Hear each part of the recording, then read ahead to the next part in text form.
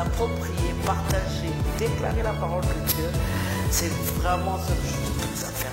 C'est la parole de la semaine. C'est pour moi s'approprier, déclarer et partager la parole de Dieu. Je suis dans Colossiens 3, le verset 16.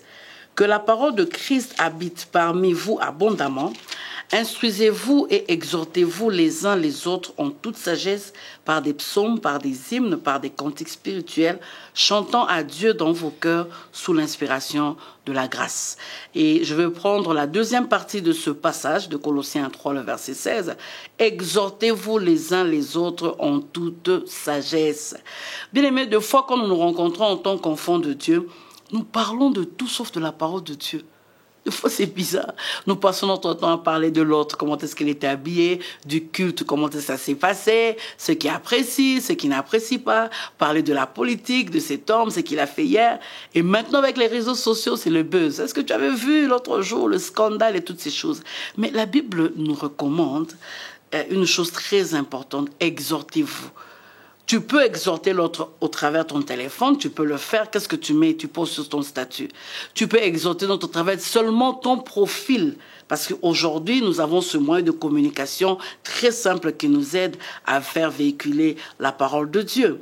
Mais lorsque nous sommes aussi ensemble, c'est important de nous exhorter, bien-aimés, en toute sagesse. La sagesse, c'est la pratique de la vie. Des choses qu'il faut faire, des choses qu'il ne faut pas faire et comment il faut le faire. En ce moment-là, avec tes bien-aimés, tu peux tout simplement dire, ce que tu avais fait l'autre jour, là, ce n'est pas très bon. Moi, je pense qu'il faut à la longue que tu puisses un peu changer.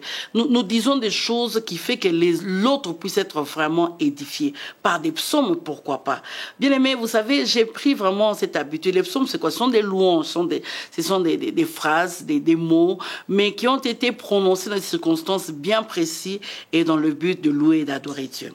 Alors, moi aussi, j'ai pris cet engagement, je ne peux pas parler de ça d'engagement, mais c'est comme, pour moi, je vais dire une recommandation que je me fais à moi-même pour commencer à lire le psaume, 5 psaumes par jour, pourquoi pas, pour qu'à chaque fois que je puisse mettre en mémoire la parole de Dieu et lorsque je rencontre quelqu'un, je peux lui parler de ça. Des cantiques spirituels. On peut se voir et puis on met un chant et on commence à chanter ensemble, pourquoi pas. Bien aimé, il y a tellement de choses à faire ensemble et c'est que j'aime sous l'inspiration de la grâce.